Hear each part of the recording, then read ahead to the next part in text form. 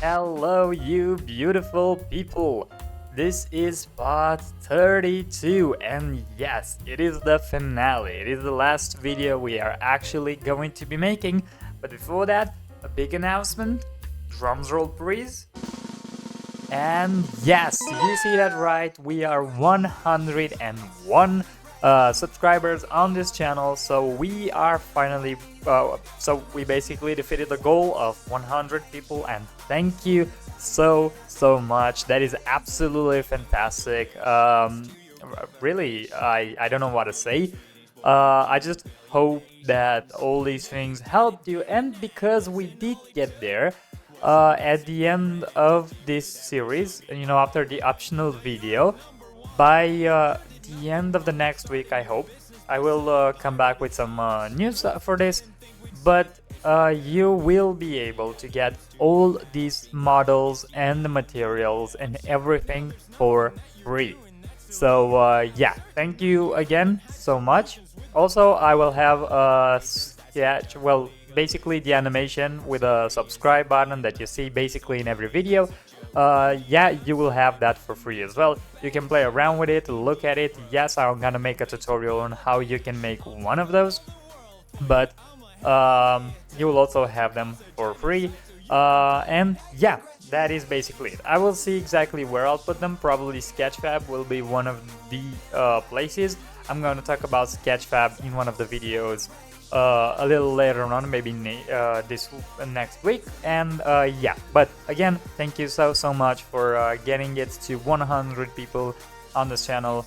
I am so happy and proud that I can actually help so many of you, and I do hope you did learn a little bit more about Blender, and hopefully you did get invested in Blender with this. Now, with all this being said, let me please ask you again to leave a like on this video if you do like it, to subscribe if you're not yet subscribed. You can come back to this, 100 people.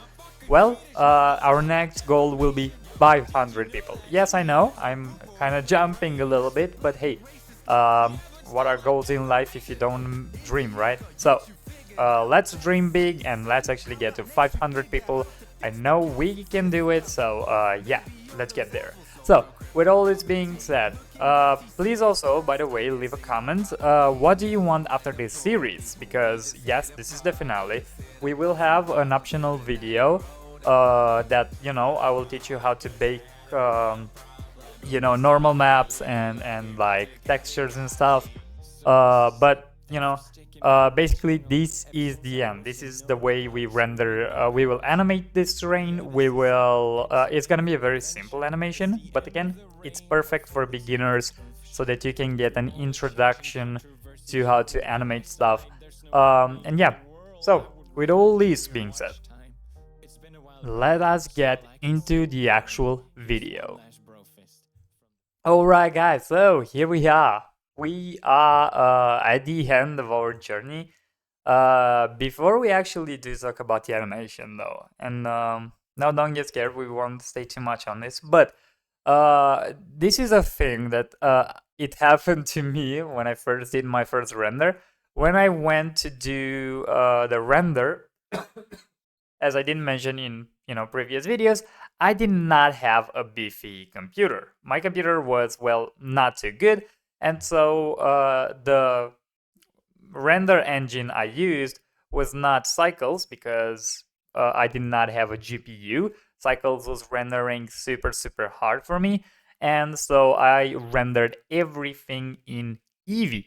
So for those of you that might be in that same place, like I was, I'm going to talk a little bit about how to make Eevee also work, because some of the things we do have in Cycles will not work in Eevee, and there are some reasons for it. So displacement, for example, doesn't work with Eevee. You have to get around a lot of stuff to actually make it work.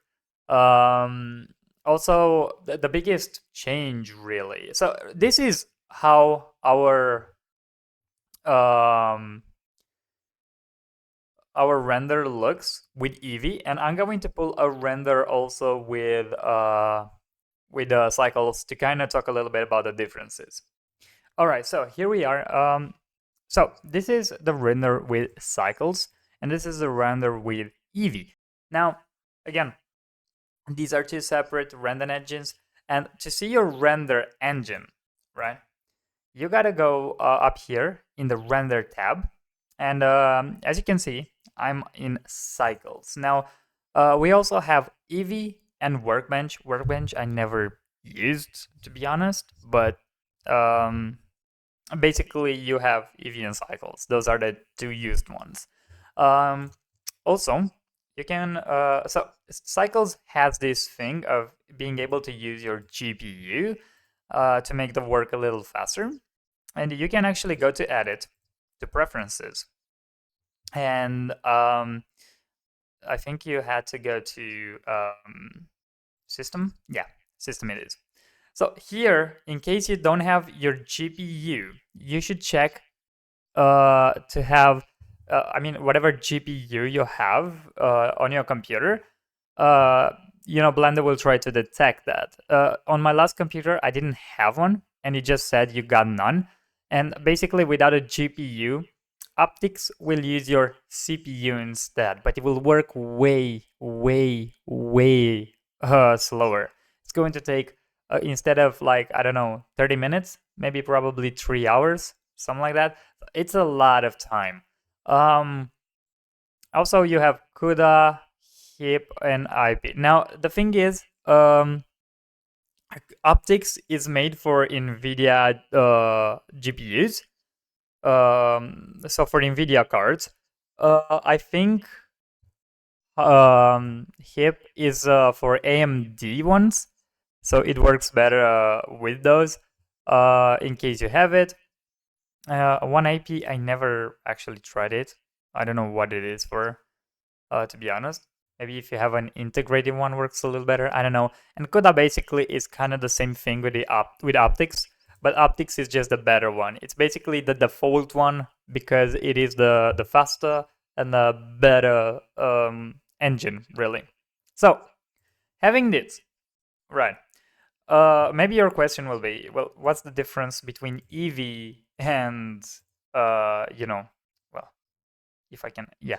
So Eevee, which you can see here, and Cycles. Well, I think it's pretty obvious when we look at it. Let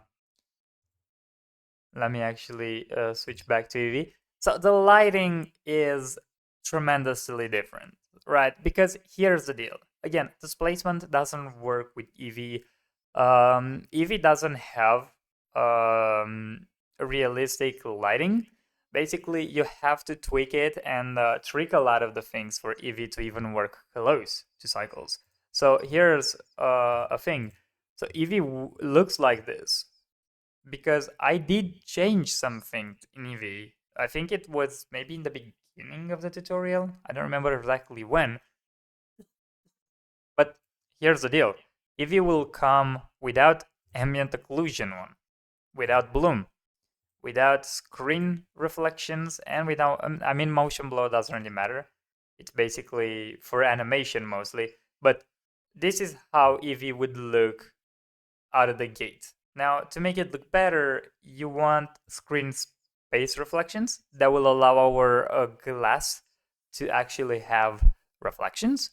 Also, bloom to make the lights, as you can see them, like pop off a little bit. And ambient occlusion, I mean, you already saw what it does. It will make softer shadows and a more realistic look to it. Now, of course, you can also play, like with the shadows, with the volumetrics maybe.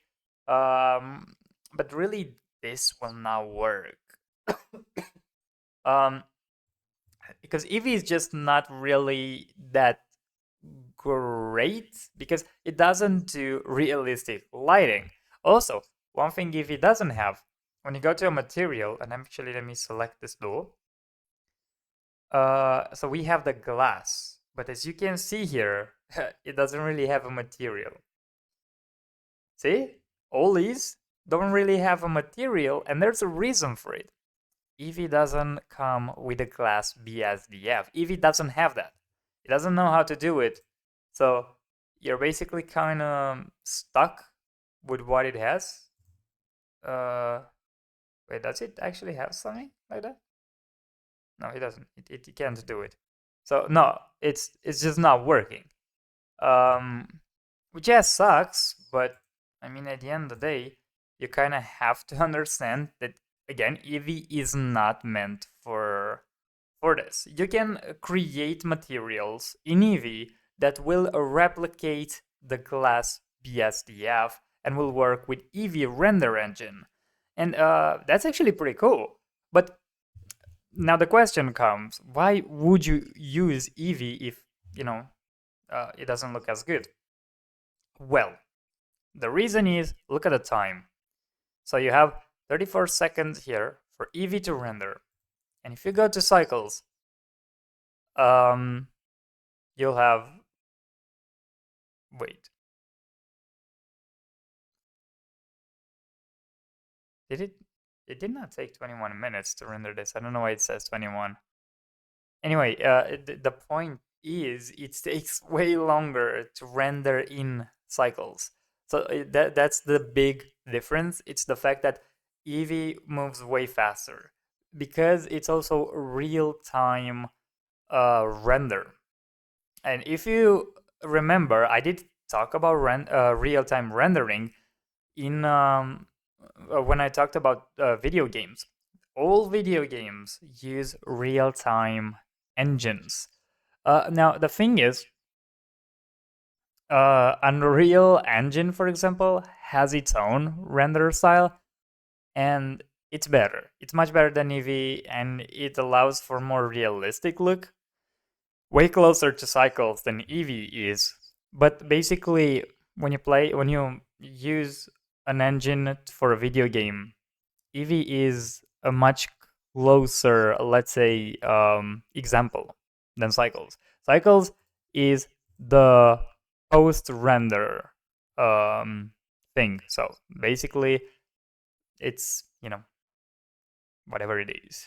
So actually, maybe it is 21 minutes. I don't know. I'm using a lot of volumetrics in this one, so um, but as you can see, the volumetrics here look really nice. It's a very soft light. You can also see these little parts where we put some other spotlight, the shadows from the trees. Eevee just is not able to do that. The shadows from the trees are almost gone and they're completely obliterated. Um, the ambient occlusion is almost gone and everything looks full of snow and like very bright and stuff. And the volumetrics just don't work. They don't. So yeah, this is the difference. This is why. So when you go to Eevee, for those people that will try, don't think that you will have the same maybe amount of realism to your scene. It's very hard to get that.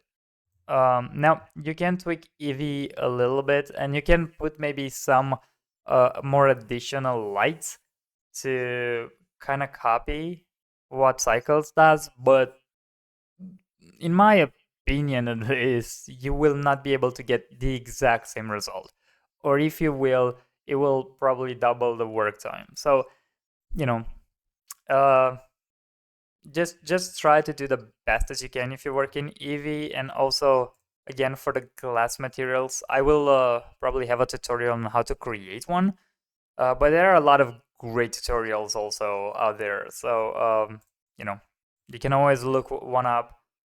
Let me see if didn't I change this? Okay, you know what, point 3 does it much better, so let's save this.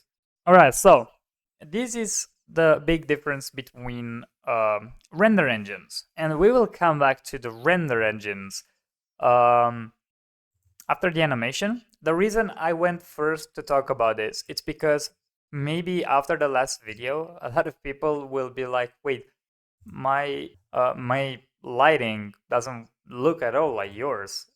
That happened to me a lot of times, and also um, I don't remember exactly what it was.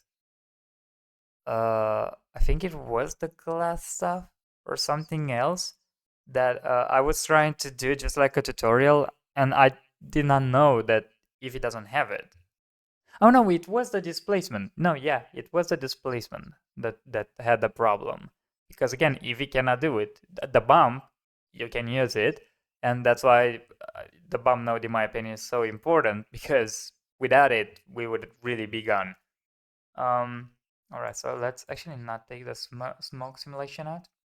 The snow simulation though can be taken out.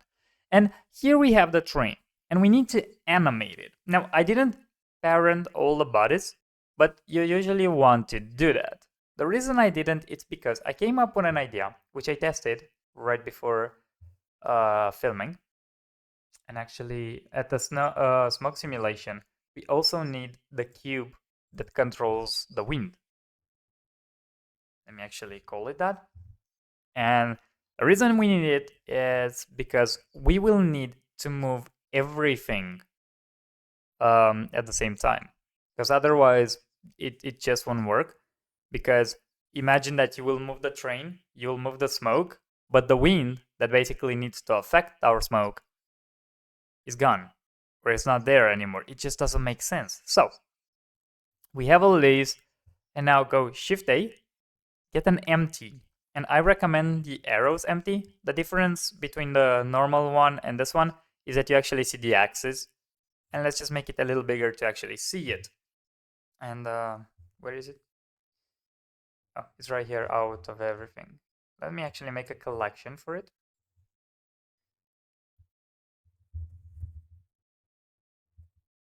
And I'm gonna call it control animation. Get this empty, put it right in here. Now, what I will do is select everything with, oh, let me get the screencast. All right, so select everything with A. And now, by pressing Shift and left click, you will deselect the empty and then select it one more time. Make sure that it is the yellow object or the yellowish object to basically be the active object. And the reason for it, and it's very important, we will parent everything we have here to our empty. And the first time I did a train, I parented everything to the main cylinder, which is not wrong, but it's harder. And it's just, I don't think it's that much of a good idea. And so Control P, object, keep transform. And it will take a little bit because it's a lot of objects, a lot of lights, and a lot of, well, forces and simulations and stuff. So there we actually have it. We parented everything. And to check if it's good, just select your empty, press G and X, and move it a little bit. And as you can see, everything moves with our empty. But actually, I just realized there's one thing that doesn't move with it, because it's not here. And it was not here when we selected it.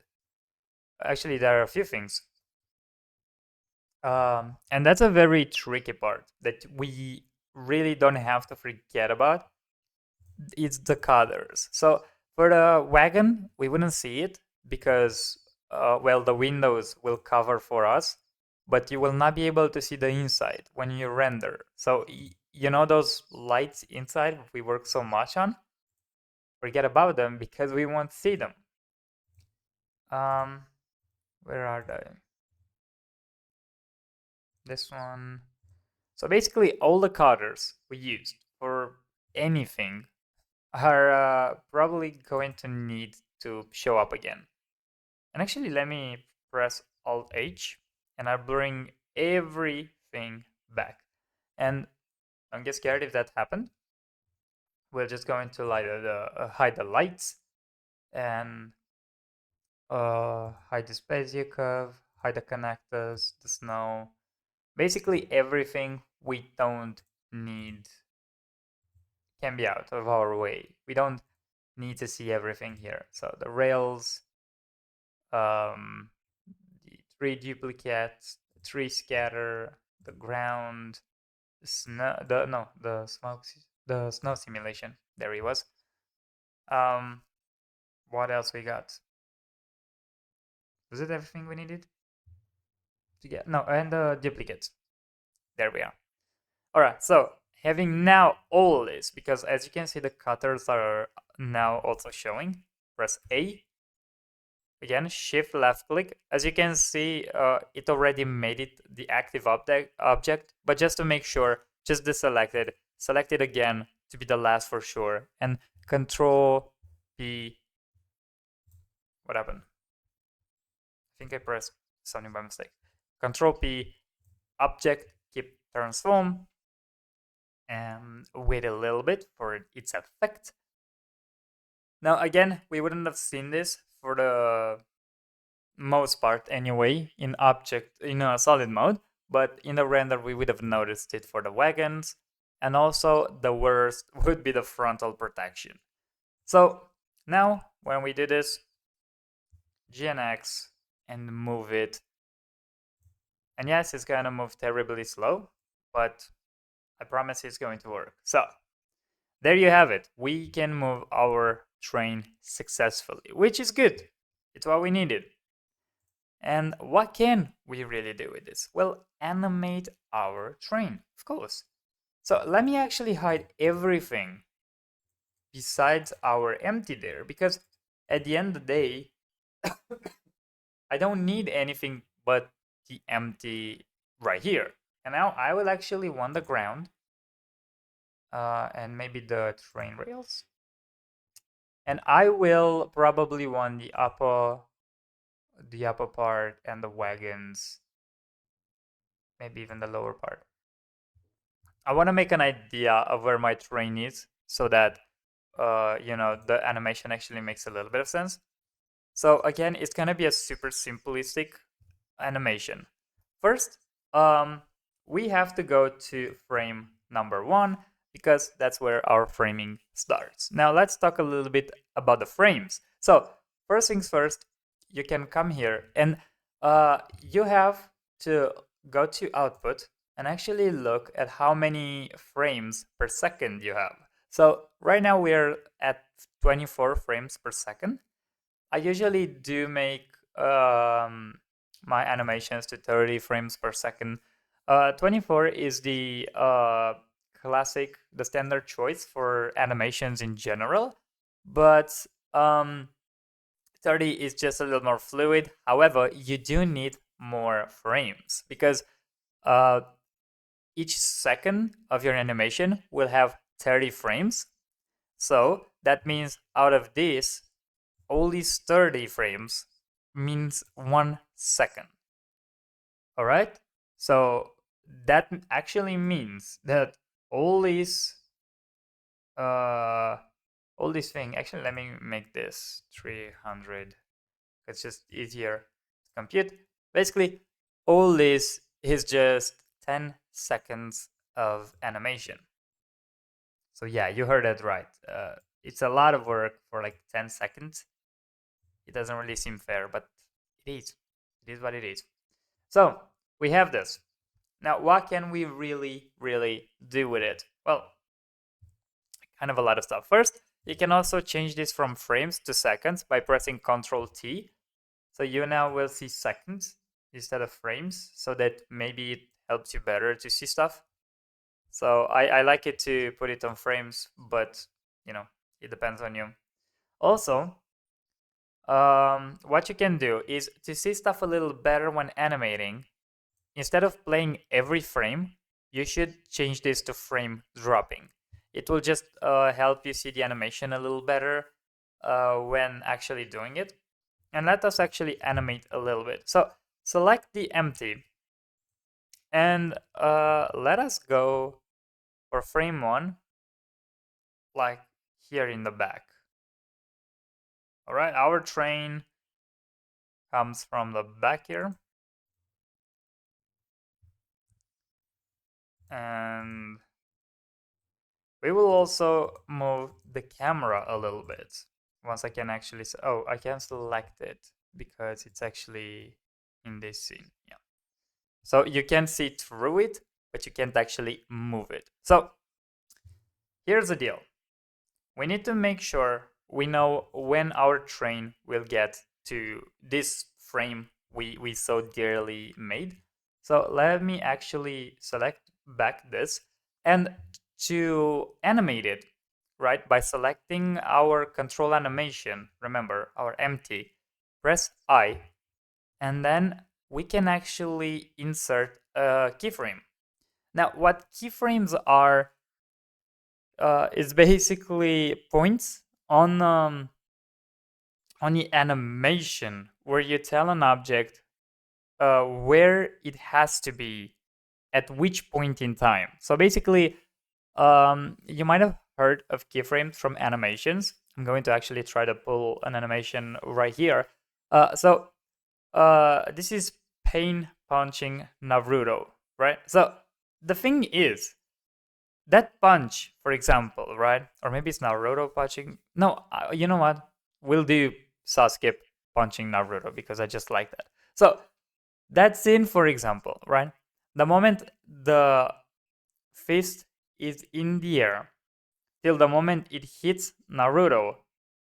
So the moment the fist basically starts moving, that's keyframe 1. And then the second keyframe is Sasuke actually punching Naruto.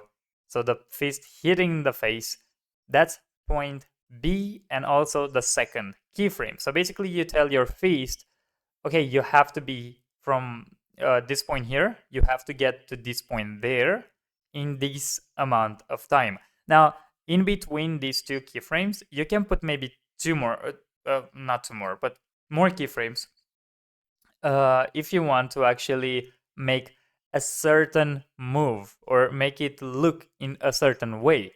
Other than that, you can interpolate the animation. So yes, Blender has this thing of you put two keyframes, and actually I think any animation now has that, where between two keyframes, the rest of the movement will be basically computed by your computer, and the animation will basically be interpolated between your two keyframes. Now, let me show you this. So basically, it helps you understand it better. So press I, and we just need the location of our control animation, right? So from from frame number 1, we will actually have to go to frame, maybe not 300, let's say frame 270. And the reason is, again, 30 frames means 1 second. So basically 1 second, we will just stay where we put it. So get this, G, X, and you should just move it. And now we can just move this to where the cursor is, because that's where this started. And kind of about there. Let's see how this looks in our frame. And I think it's pretty cool. I think it's exactly where it was last time. So press I and location again. Now again, this will move pretty slow because we have a lot of objects. So that's why I should have maybe choose an easier thing to animate. But here's the animation basically. As you can see, the train now moves from point A to point B towards the location I mentioned. And basically, in the last second, it will just stand exactly where I told it to be. All right, so we have this. This is pretty cool. Let me actually render this. Let me see if... Okay. All right, Blender crashed there for a second. So, kind of is what it is. That's a thing. You have to think a lot about how much your machine actually can do, and how much it can render and stuff. So right now, well, we can't see everything we need, but basically, I think everything is all right. Yes, we can see the cutters. I know that. We don't really care about that though. And I think it looks exactly like it should. That's exactly what we had in the beginning. So that's pretty cool. That's pretty okay. All right. So having this, the snow, the smoke sim is also not here. It will be. Um, and yes, right now it doesn't look that great, but that's because um, it didn't have time to basically create its frames. If you remember, I did say it. It's because Blender crashed, and now it started from this exact. Oh no, not you. It started from frame 270, and so the smoke simulation doesn't know where it should be yet. All right, so that means this works. That means this is here. This is exactly where we need it to be. So that's pretty cool. So in case you don't believe me, so take it from one. Let me actually play this animation one more time. This is gonna give Blender a hard time, at least my Blender, because I'm filming while doing this. This is not gonna be the easiest thing for it to do. So go to 70 here.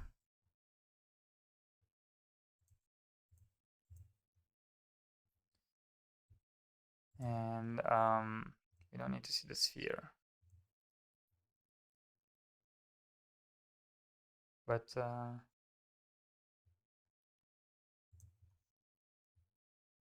what's going on?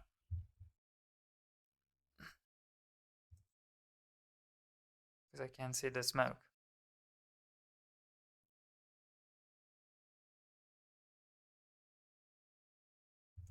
Okay, there it is.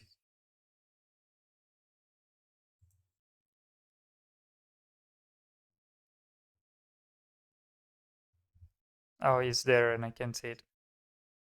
Alright, so this is pretty good. It's fine. We're doing just fine. Let me render it one more time. Hopefully it's not gonna crash. This time it should have the smoke.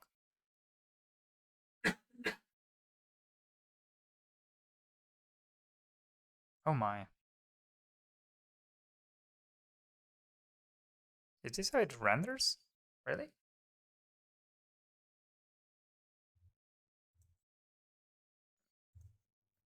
Oh, these are the render slots that we don't need anymore.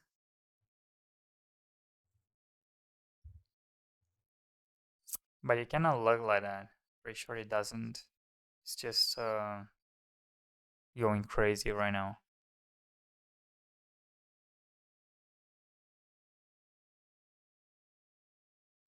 But yeah, this is where pumping the snow simulation and maybe even the smoke simulation all by themselves come in handy because well this is where all that thing I was talking about is gonna happen.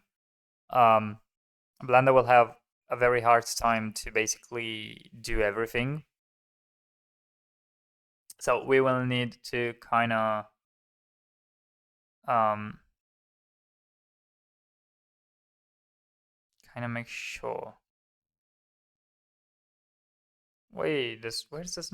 I wait. Something's wrong.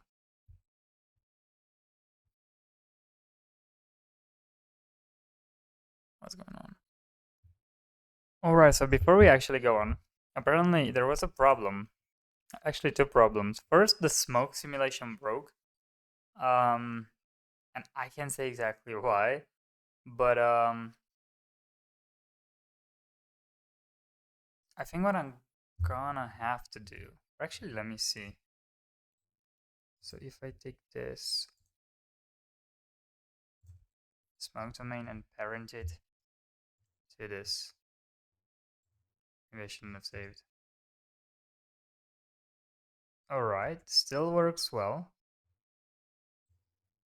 If I so insert a keyframe here, move it, and yeah, I should have moved it afterwards. Move it like this, and insert another keyframe. So what would happen now? No, apparently it works. I think I just didn't get everything and just broke. Because other than that, I can't understand what happened there. Alright, so let me actually select the list and delete them. So now let's hide the smoke simulation then. And we need actually the lights just for a second. We need to select all those lights inside the point lights. That was the second mistake I made. I did not select them. Alright? Having this selected, well, we'll need to do the Alt H stuff. One more time, and wait, did it work? It seemed like it did, but so what's going on? Alright, so the duplicates don't show up, the snow sim doesn't show up. I mean, it's not a bad thing per se because we don't need them anyway, but I kind of wanted to see all of them just to make sure. So from point, so without the point 16, which is not for this, let's just actually parent these to our empty there. And with that out of the way, what is this? I think it's a kata, isn't it? Oh, no, it's not. It's a, I guess it was another main cylinder or something. Let's delete those because I don't think we used them. And this should be it. So has parent all of these. So our empty there. It's gonna be a lot. It's going to still take a little bit. Oh, and our empty here. It can go away. So we have this. What we need to do. We haven't. All right. So what we need to do is actually see the train rails. But before we do that, we can actually just tell our beautiful um, body here to that it has to be here. So, okay, so at frame 270, you gotta be right here. Where, well, we're being we make our final frame basically. Let's call it that. And now, by actually having also the trees and all, whenever they want. All right. We can actually select this and move it all the way to the back. Maybe somewhere like this could work. And so we'll have this being the location where this starts. And again, let's play it with frame dropping. Let's make this 30. Okay, there seems to be everything all right. And let's actually see what's going on now. It's let me take the ground out for just a second because all I want to look at is actually the smoke simulation. I don't think it's working. At least not how I want.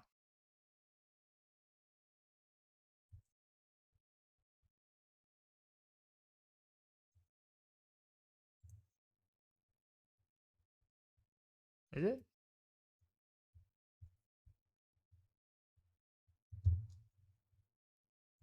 See what I'm saying? It's not doing what it needs. So it's here.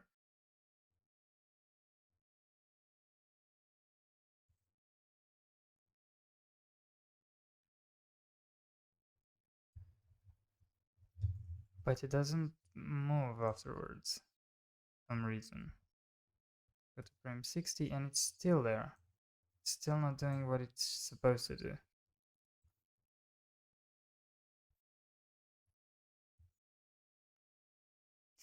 It's interesting.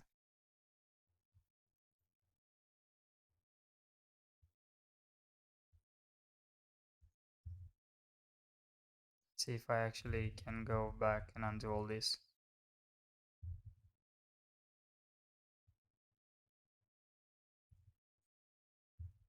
Just need to go to undo everything till the smoke. Because if I get the smoke right, it could be just fine. So, the smoke works. We can all see that, right? Good. So, let's actually take this again and parent it to this empty.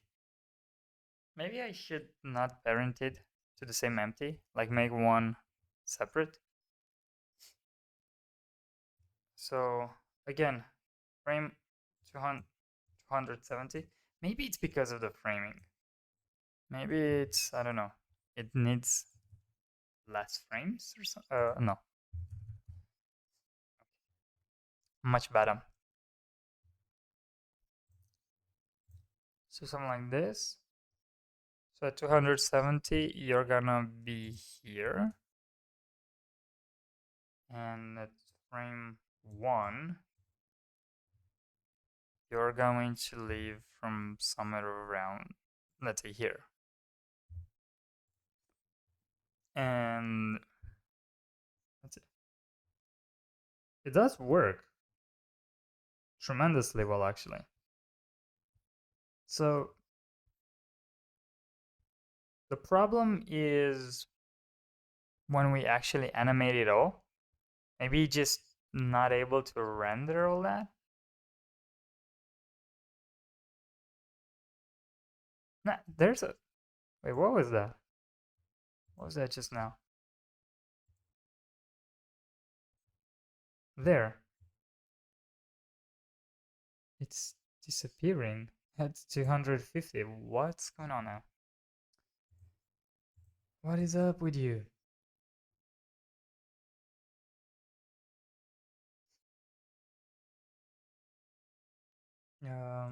Let's see.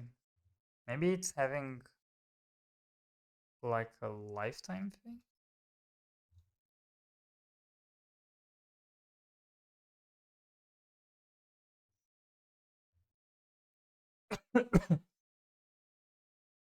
Times, yeah. I don't see like a. Oh, yes. Yeah, it's ending. It's ending its life cycle. Maybe that was the problem. I was telling it to go way too far and it couldn't.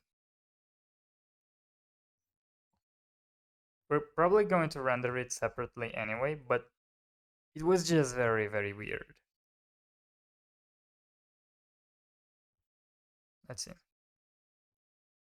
Okay, and it goes pretty well. And should stop. Perfect. And now it's there. And it keeps doing it, and it's fine. It's good. Alright, I'm going to actually let me I wanted to just make everything without actually showing it because it's kind of the same thing again. But now I realize that I don't want to have well, first I want to have witnesses that it worked. And if it doesn't work now, I'm gonna get mad. Alright, the light and cameras should be out. The smoke simulation also probably should be out. And these all should be parented. I'm a little skeptical about this because um, it doesn't seem to break until I do the parenting. Which to me is super weird because I don't get why would it break. Now let's check for all the wheels and everything. Normally they should not have a problem, but I didn't notice that from time to time. Maybe it's because of the scale, like I forgot to apply the scale or something. But from time to time it happens to actually break, to like the mirror would break, and because of it, I mean, I think you can kind of guess what would happen. Basically, everything would just disappear. All right, so the two cables are here and they're fine, right? All right, yeah, good. I'm feeling good about it. Now, having this, we actually don't need the ground because now we know where it has to start, kind of. Well, we know where I told it to start. Oh, and yeah, because they are already parented, so there's that. And they actually start a little bit off the ground, which is actually kind of unfortunate. Let me actually... No, so first we actually do this because I want to just see the smoke working. I want to make sure everything is fine with this. It's working. It's super hard, yes, but it's definitely doing it. So, well, in a very weird way though. Something's wrong. Still, I think. See what I'm saying? It's something's going on.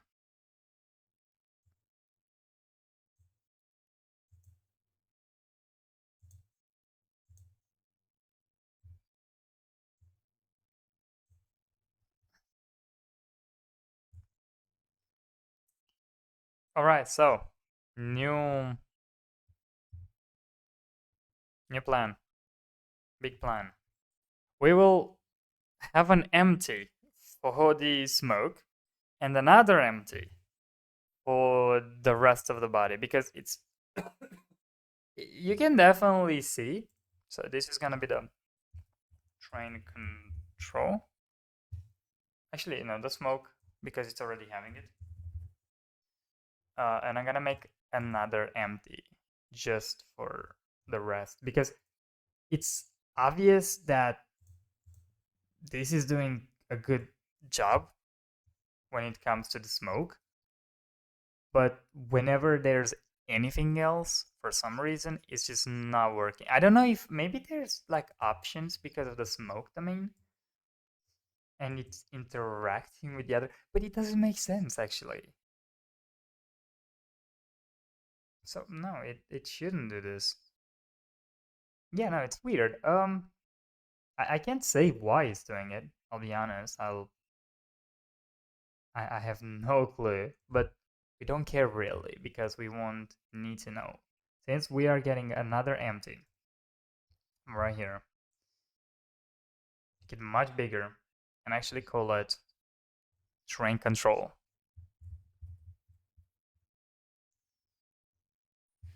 All right, all right. So we can actually delete this. We don't care about it.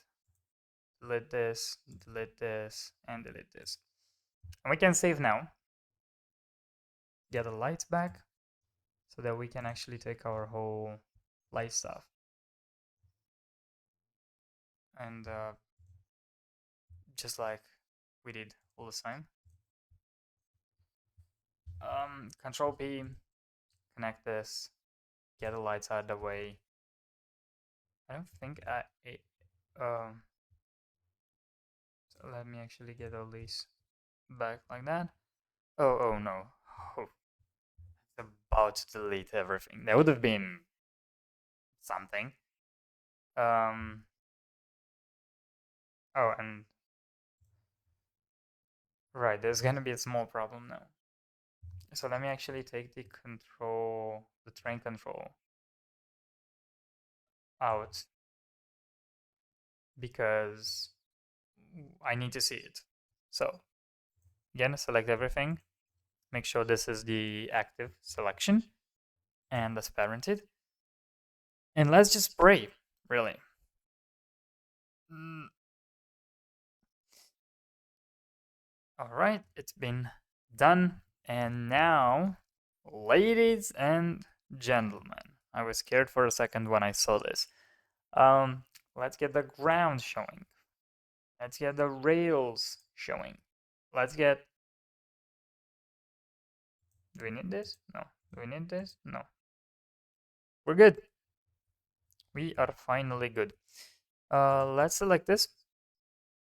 Again, same trick. Go to level to frame 270. Jesus, that was hard. Make this the keyframe for our end, and let's move this all the way back here. Kind of, nah, not there. Kind of there. There should do. This is frame number 1. And let's bring our smoke back. Just a second. Same with its own control. And we shall delete its first keyframe because it's not where it's supposed to be, and actually move it like this. Let's actually get the ground out of the way just for a second, because I need to see exactly where I'm putting this. Should be here.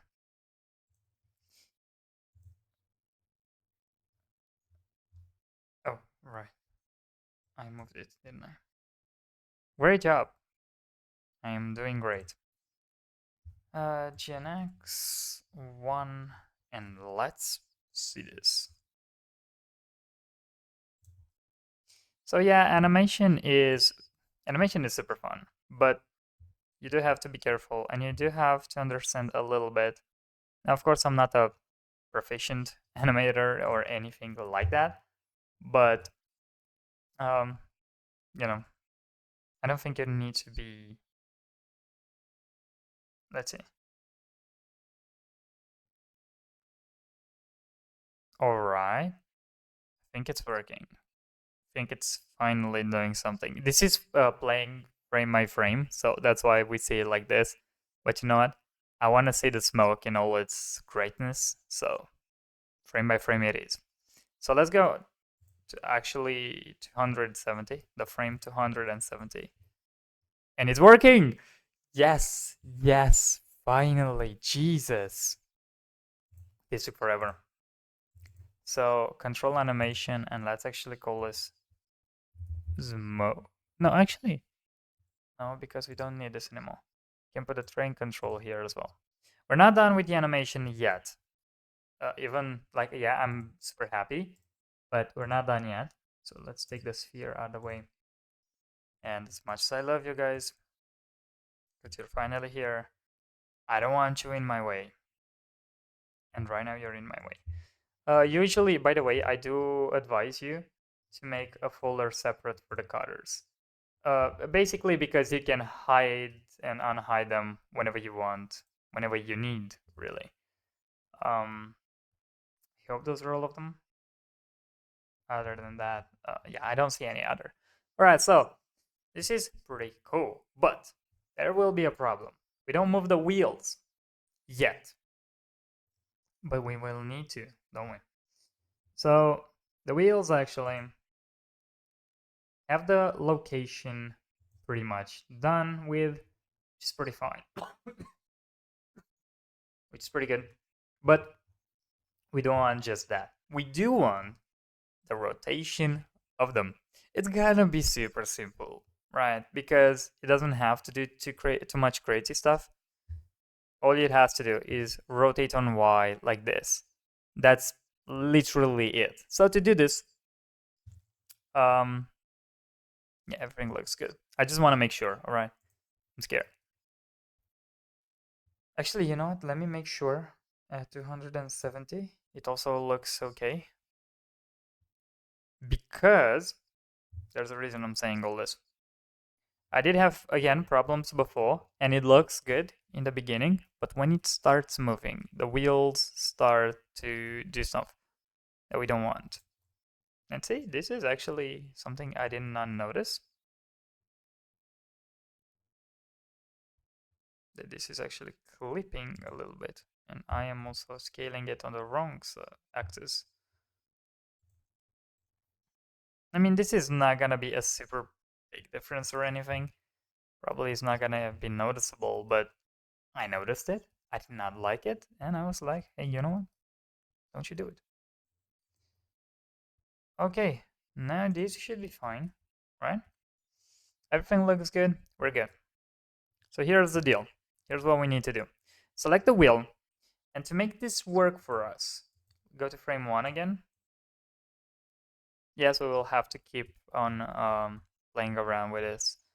But basically what we need to do is select, so actually press I, right now just say rotation. So this is the first rotation, right? This is how the rotation starts. The wheel doesn't really move. So there's that. And I would say maybe each 5 frames, we will have it do, actually no, let's make it 10 frames. Each 10 frames, we will do 360 degrees rotation on the Y. So 360. It doesn't look like it changed because it's a 360, but you will see what happens. And now we have these 2 keyframes, and we need to do the same for all the others. But we don't need to do all that. What we can do is actually just scale this down a little bit. So Control and scroll the mouse wheel to get this. Oh no, it was Shift and no, a Control and play. So press the mouse wheel, and that will allow you to scale. If you Control and mouse scroll, it's just moving around this. So now select the 2 keyframes here, and then Shift D and move them to the next 10 frames, which is, right here.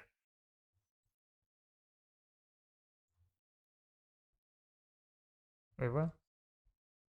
Do you see this? This is on frame 10, right? It is. But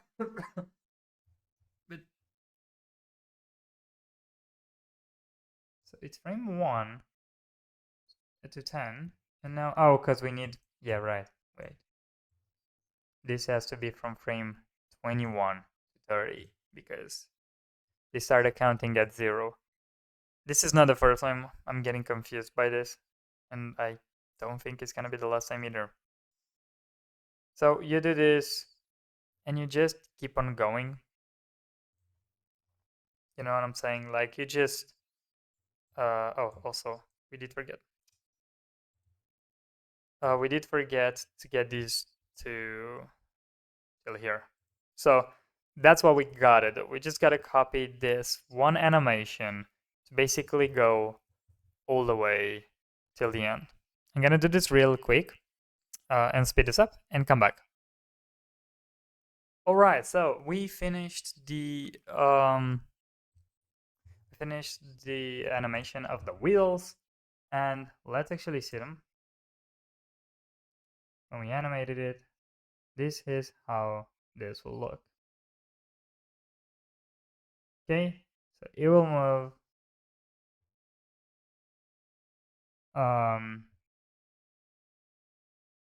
Well, it will rotate, right, while the train is actually doing this. And now we have to do the same for all the others. And when you say that out loud, it sounds like crazy because who wants that? But you don't have to. So select this wheel firstly, and then select this wheel and Control L, and you can link the animation data, which means this one will do basically the exact same thing the other one does. And as you can see, it's working. Now, let's do the same for the others. Control L, link animation data, and it's not working. The reason it's not working, this does not have the rotation applied, which meant that when you try to rotate on the y-axis, it, well, would do exactly what you said. And this is also not working. That's actually pretty funny. The reason for it, it's because the origin, it's here, right? And these two are mirrored, or are, no, they are arrayed, right? So because of that, they won't really work. I think if we put the array first, it should not change too much. It does change a little bit the position, but we can adjust that right about there. Is it? No, it's not good enough. Minus 1.4955. Minus 1.49. I think it was too much, so yeah, this works. Or does it? No. Minus 1.49. Okay, minus 1.49 it is. Now, we can apply the array, so we won't have this problem anymore, right?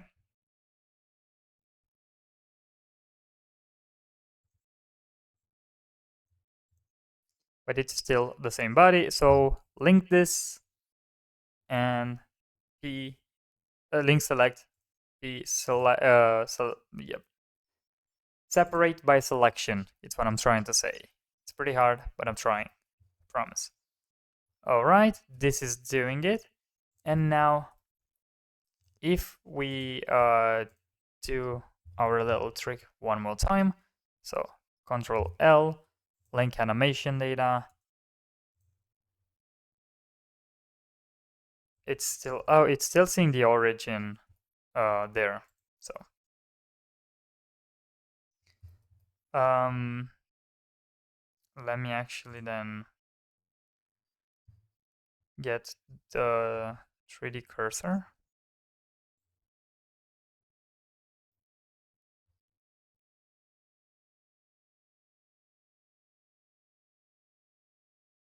And the origin now should be okay.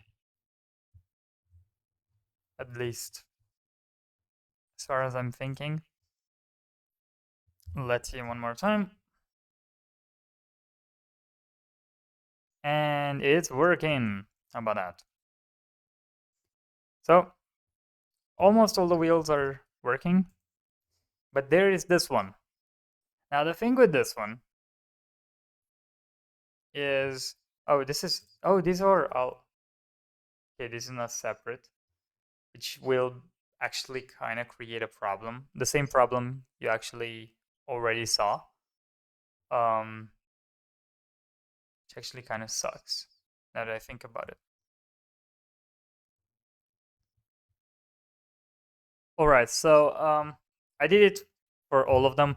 For this ones, I just deleted the array modifier because it would have taken way too long, and I just copied it this wheels with Alt D and just put them all the way, and then link the animation to this one, and that's it. All of them have the rotation. All of them are working properly, and our smoke is also working properly, which is what I love to hear.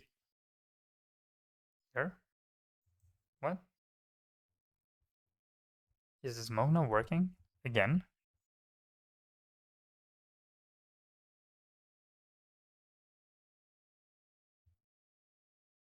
No. Okay. I was getting like genuinely frustrated right now because it had no right whatsoever to not work. All right, so the smoke works, the wheels work, everything is working. So let's save this. Can we really let me check, because I would just find it super funny if we can actually bake this, and I did not this entire time.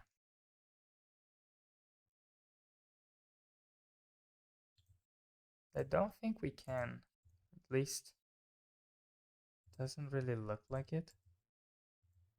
Because if we could, it should have actually done it kind of here.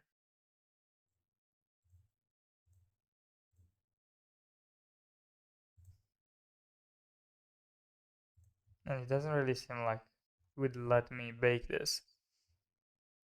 So yeah, for now I'll have to continue like this. All right, anyway, this is good. This is fine.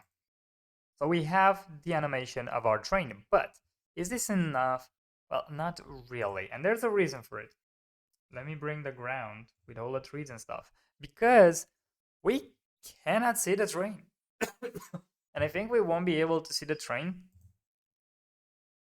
for like 100 and something frames, which is half of our animation. Yeah, so until 170, we can't actually even see what we're supposed to see. So yeah, that would not cut it. That one were and that's another problem that I did not think about. Great, absolutely fantastic. We forgot. Well, I forgot about these. The cube, the volumetrics, which Blender had it rough till now. Now it'll have it like a nightmare. So these also have to be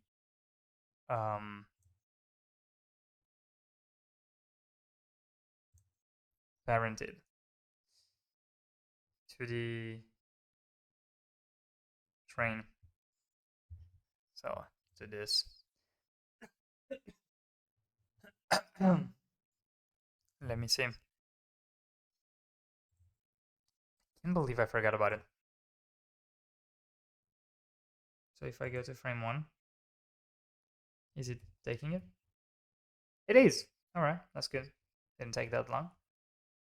And all these lights have to be here. Yeah, everything else has to be here. So again, what can we do? Well, we don't have to only animate the train. We can also animate the camera. So the way we can do this, we can actually go to frame 270 and tell our camera, this is the location and this is your rotation. This is where I want you to be. This is where I need you to be. So frame 1, we can actually tell it, you know what? Let's go a little bit like this.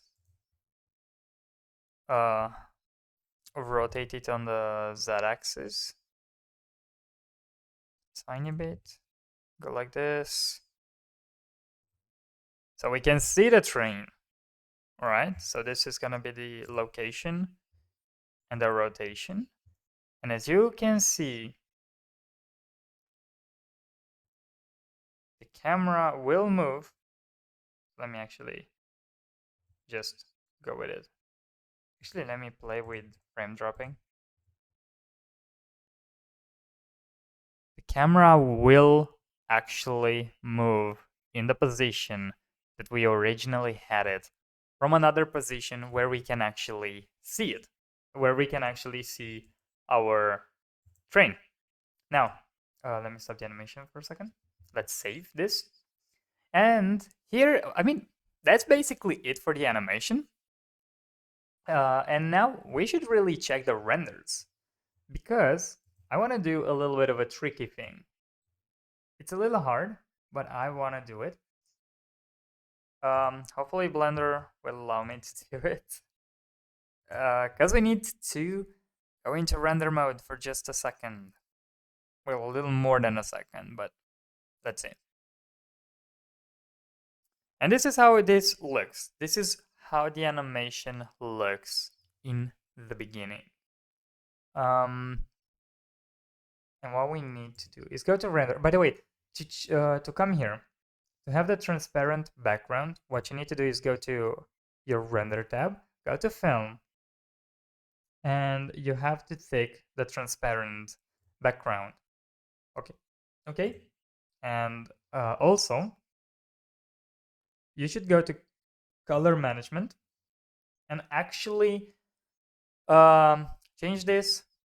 So the look, so AGX, the view transform, right? AGX, because I just realized if you have any Blender, like an older version, anything below 4.0, you won't have AGX. We actually, I think it was Filmic Log, if I'm not mistaken. It was the standard one, or Filmic. I might mistaken it. Blender 4.0 basically came with AGX, which basically gives a way more natural fall off to the colors, and it's just a way more realistic way of rendering. And you can change the look of your scene. So you can make it high contrast or very high contrast, considering what you need. I already do it from the composition, so I'll keep it to medium high contrast. But usually the ones that I use are either high contrast or medium high contrast. Grayscale is actually, I don't think I remember it being here before, but it looks so cool. Jesus. Punchy, also don't remember seeing it before. So I think these two are new. So for now, we go to medium high contrast. Okay, and we have this. What I wanted to do is go to the camera. We did talk a little bit about the camera, but not in full. So camera is treated as an object, and it has its own separate data, just like lighting has. Same is with camera, right? Now, you can, of course, apply some constraints to it, right? And what's cool about it, you can actually make it follow trackers. You can also, where is it? You can also make it follow a path, right? So you can draw a path and put the camera on that to actually follow it. I will make a video about this in the future, maybe in the next 2 weeks. But right now we're concentrating on this one part, right? So we would have the perspective. Perspective is, well, the perspective of the camera. It can be orthographic, which we don't really want. Panoramic, which we'll see basically everything. It's going to be like a panoramic view of our what's it called, camera, which you can also change. So you can change like the panoramic view of it. It just depends on you, like what you want. To be totally honest with you, I used it once or twice. It does make a great effect, in my opinion at least. But what we do usually is perspective. Perspective is just making it normal. Now, focal length is basically where your camera will look, like how close. So if you increase this, it's going to basically zoom in. Decrease it, it's zooming out. That's how you should really think about this, right? So let's go back to 55 because that's the one we have right now. You can also play with like the sensors and stuff. I don't play with everything. You can make it see background images if you wanted to. And the one that I really wanted you to see is the depth, because the depth of field is an amazing, and I mean amazing, um, tool, really. And you can play with it. So basically, the depth of field is actually set off when you start it, which means everything you see in your camera is absolutely clear, which is never the real life situation, right? You will always see a little bit of blurring on the sides or in the background or stuff because you're focusing on a certain object. And that's really cool because that's a way to actually emphasize the one object or maybe the one character that you want people to actually look at in your scene, which is a very, very powerful tool. So you can get a depth of field on, and you can either select an object to make it focus on, which in my opinion right now is the main cylinder, or you can actually take this out and let the render right now update for a second. And now it's going to be based on a distance. So let's put this to 2 meters. And as you can see, this actually will have a pretty cool effect because you won't see stuff. Now, maybe you don't want to do it like this. So let's change this back. Let me actually put the main cylinder back as our focus point. So again, it depends how you want to do it. The effect I want is going to be based on this, right? So I'm still looking at the main cylinder as my main focus point, but you can also play with the focus with the f-stops. Now, what f-stops are? Well, to be honest with you, I barely understand it myself. It's basically how much your field of vision has, basically. Um, and I think I just don't want to be wrong. Let me just Google this real fast. So this is basically kind of um, a way to see the f-stops. I'm going to put the link of this article in the description. There's also a video made by Blender Guru where he does explain it. I think it's in actually the lighting tutorial. But yeah, basically f-stops is the field of vision that we can have, right? And human eye actually has a pretty decent f-stop number. I think it's maybe 20 or something. I don't know. We have a pretty cool, like our eyes are pretty fantastic. I don't want to be wrong, so don't quote me on the 20 thing, all right?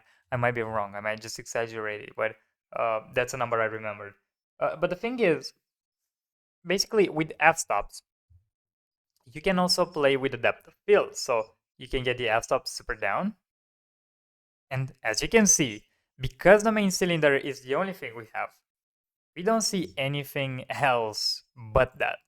Now let's go to 6. You see almost everything perfectly. Because, well, that's what will happen. So I don't want this.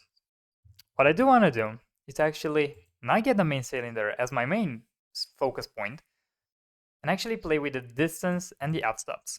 And the reason for it is because I want to blur it. I want to animate my blur.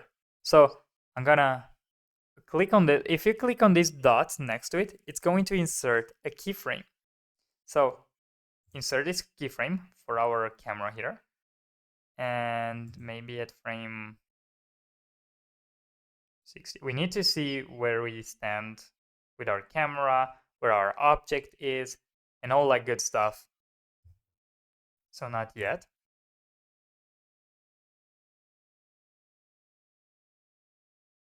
Don't forget, the train is moving towards us, towards our camera. So we need to actually understand that.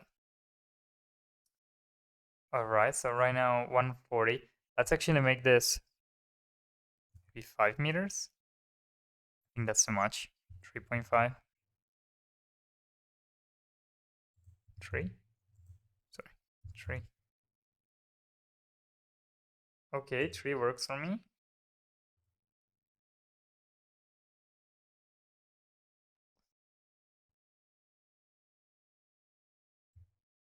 Never really used this effect before, at least not this much. I knew about it. I heard a lot of people using it, and I've seen a lot of people using it. And I just think it looked so nice. I wanted it as well. So at frame 200, we make it 5 meters.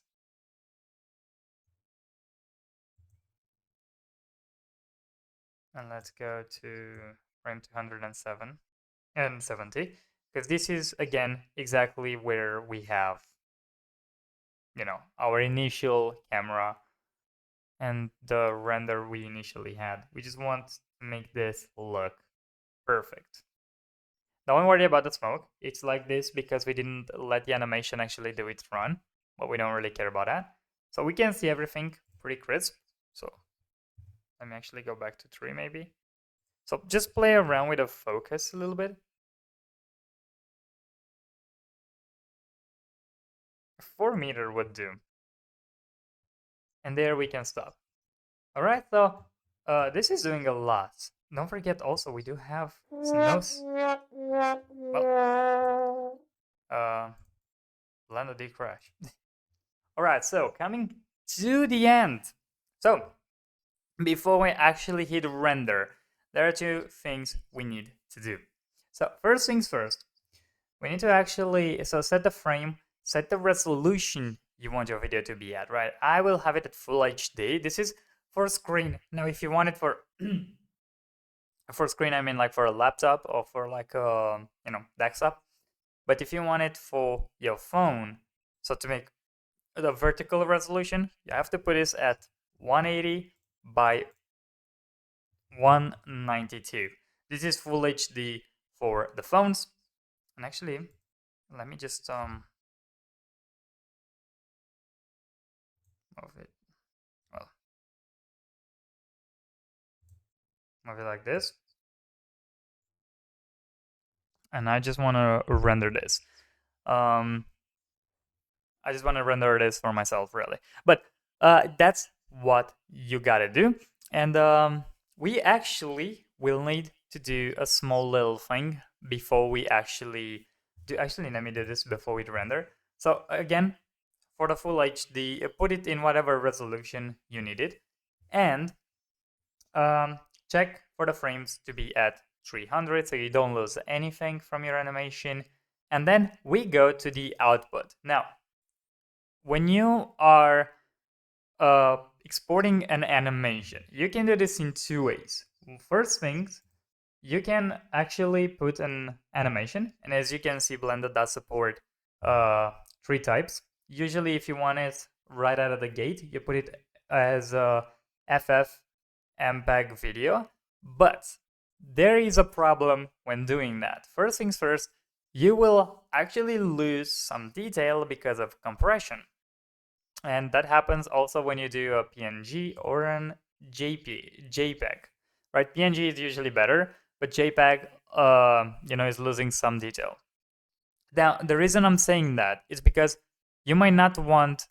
Usually, when I render animations, I don't render the actual animations out of the gate because, again, I lose a lot of detail with that. So if we do this, you can, and you will just get your animation, but it might actually be worse.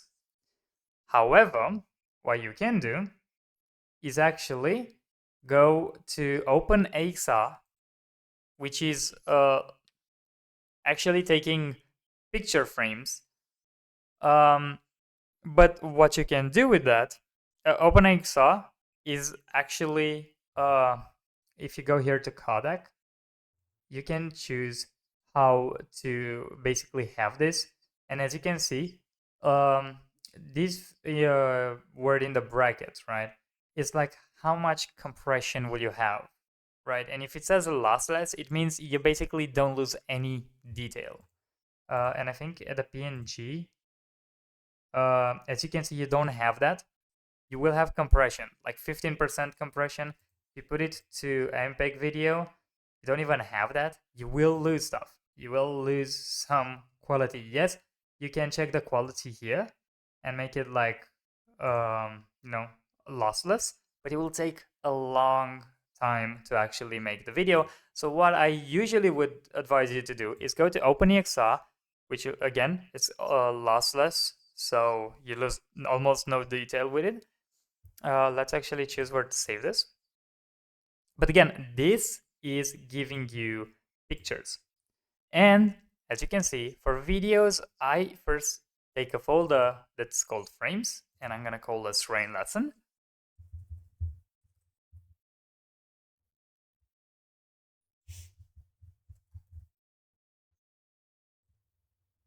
And again, I can't spell.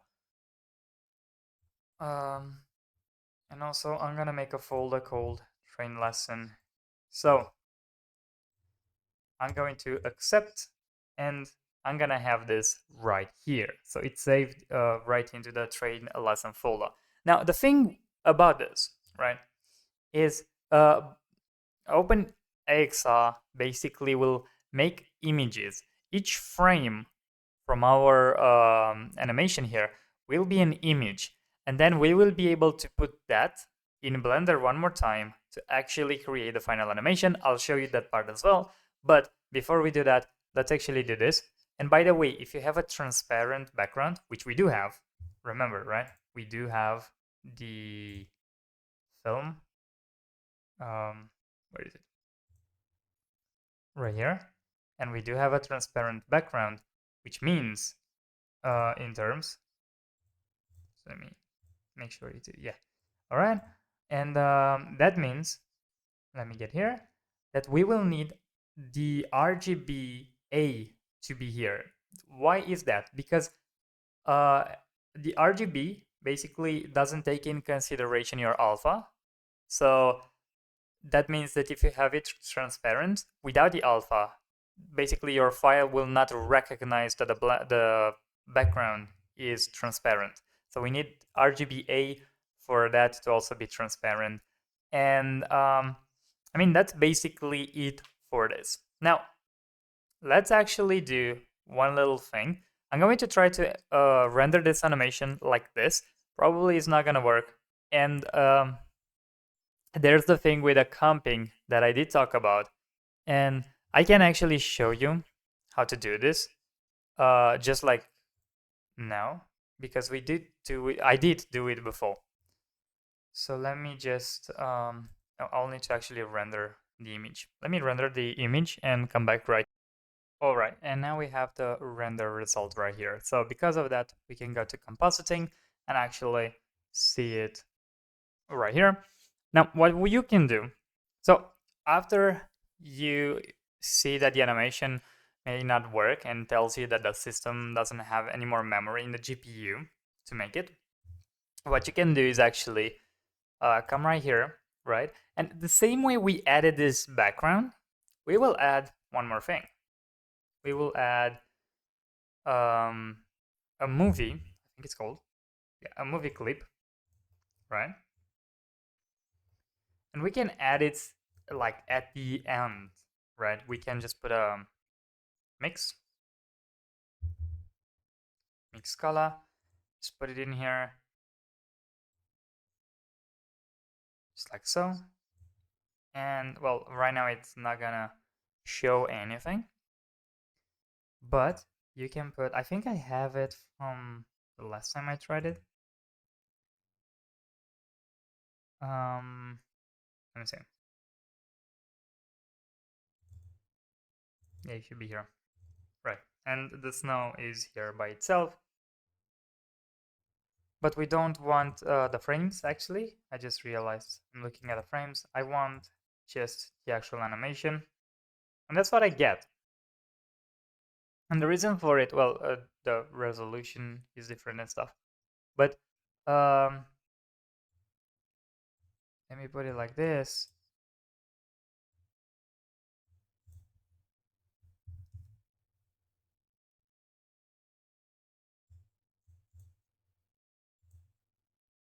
Wait, I wanna add it. Okay, this is it. You just need to add it. I was looking it in the wrong way. So as you can see, if you put it to 0, the factorial to 0, nothing happens. But if you don't put it up, you have some snow. Again, it's not the same resolution because it's from a different video. It's from the last train video. But basically, what happens is for each frame, this will actually put an actual animation over it. And that's pretty useful, of course. Now, I think you can also do the same with images, because I think you can put an image sequence, if I'm not mistaken. I might be wrong. I think I tried this version as well and it worked, but not here, it's not same. And just select everything, and basically it will do the same thing,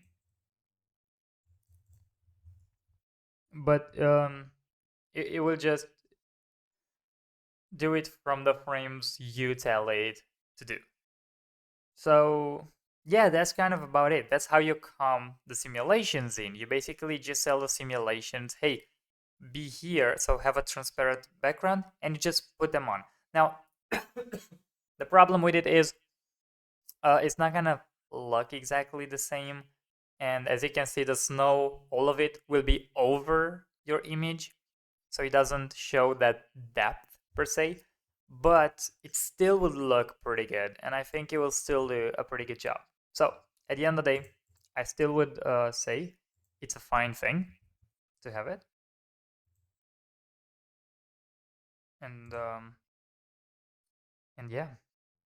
Let me just try to render the animation, see if it works, and if not, we're actually gonna use this method. One eternity later.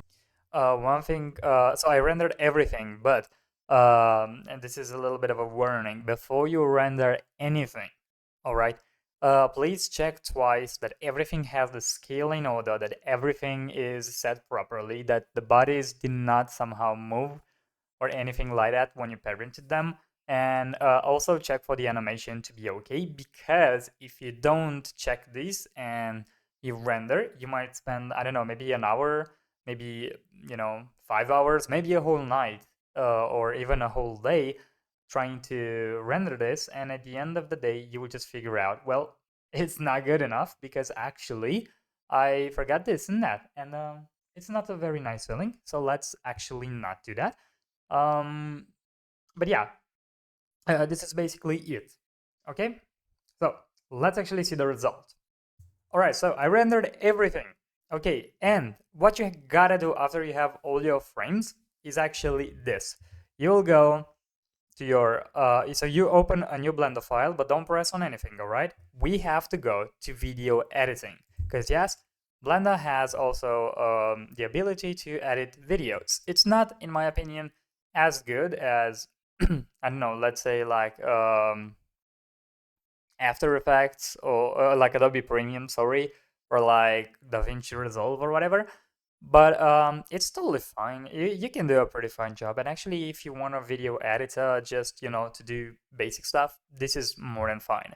And it's working perfectly for us because it does read the EXR files. So it's just working better because, Blender already knows what to do with those files. So what you gotta do when you get in here, you won't have nothing. You also won't have all the tabs we have in the normal Blender files. All you gotta do is go to Add, add an image or sequence of images. And let me go to frames here, to our train lesson, and here are all our frames. So as you can see, 300 of them. Select, well, I should have selected it with shift, shouldn't I? My bad.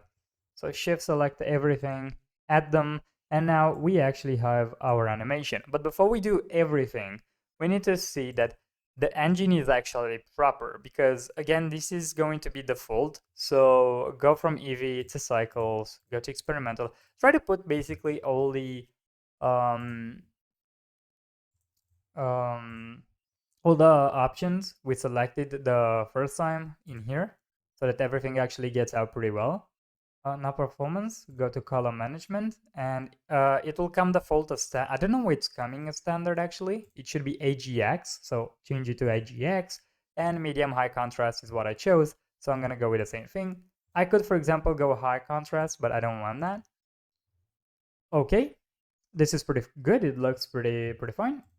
Also, you should check here for the frames to end at 300. And don't forget, you will see the second here. So to change them, Control T, and it will change them into frames. So we see we have 300 frames, and then our animation will be proper. So, nothing really too crazy about that. And make sure that, you put the output where you want, your video to be saved. And also choose the format, the FFmpeg video. It's the basic format, and you should choose this. It's the usual one. And to render everything, just go press render animation, and that is it. And let's actually see the final result.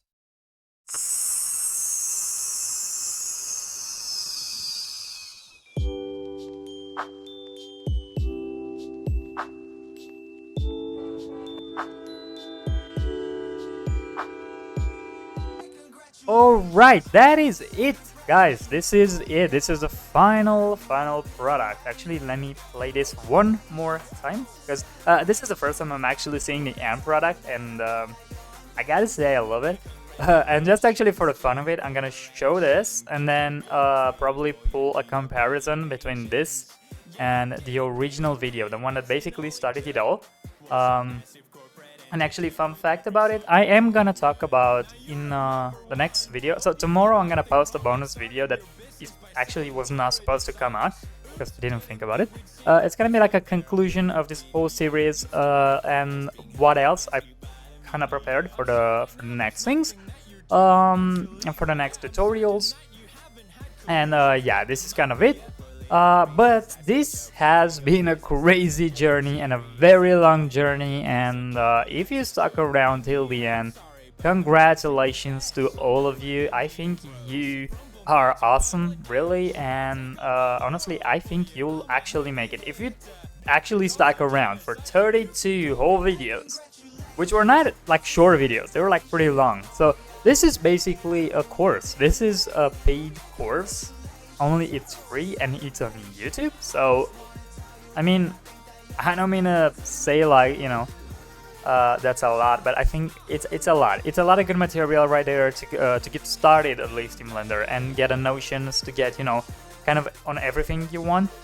Yeah, I'll talk a little more about all these in conclusions, but yeah, I'm gonna pull up the original video and this one to just kind of see the comparison of this is basically how much you can develop in just a few months. This is so I posted that one I think in December, maybe around Christmas, so it's actually a month and just a little bit, a month and a half maybe. And yeah, this is kind of what experience and more time spent on a project means. But again, I'm gonna talk tomorrow a little more about this. Also, don't forget, after this video, so we got the final product, we got the final animation, and this is all been for the for all of you to basically understand how to get a good animation and how to be able to actually get, you know, 3D assets and how to do the materials and all that stuff. But in the next video, so I'm posting this on Monday, so probably on Wednesday I'm going to post the optional video I kept talking about, which is all about how to bake normals, which means optimizing your assets, and also how to bake your textures, which this is for people that might not want only the animation and or the pictures, but also want to actually sell those assets, you know, or use them maybe in other programs and other different projects. So for you guys, I'm waiting for you on Monday to get that knowledge for everyone. Actually, even if you don't want it, I think it's good knowledge to get. It's not gonna be that long of a video, and it's actually gonna be quite okay. But yeah, this is it. This is the end of the journey, at least for this course. I'm definitely gonna post much more than this, but it's definitely not gonna be like this type of, you know, course series stuff. Is gonna be more or less I don't know, shorter tutorial, just one kind of stuff. So with all this being done, with all this being said, thank you so much for your support. Thank you for being here till the end. And that's a surprise, at least I hope it's a surprise for all of you.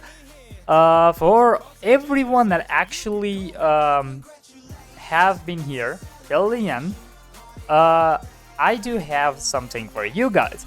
Actually, you can get this animation, these assets, and well, the subscribe animation that I just created, you know, and you can kind of see in every single video. I will also have all those, I think in the next week, probably should be ready, and I will see, well, I will post them. I will you know, make either a video or a post on YouTube or something where you can get all of them for free. You don't have to pay anything, and yeah, you can just use them for whatever reason and whatever animations you might want. So there is that. And also, it's kind of a giveaway for, you know, the 100 subscribers kind of stuff. So I hope you enjoy that. And with all this being said, again, thank you so much for being here. Thank you so much for taking part of this. And I hope you guys will actually, you know, do even more 3D stuff and actually get creative. And yeah, I hope to see you guys in the future. So with all this being said, have a great week. Have a great, well, you know, time. And I hope to see your posts and see how your results ended up. Bye, guys.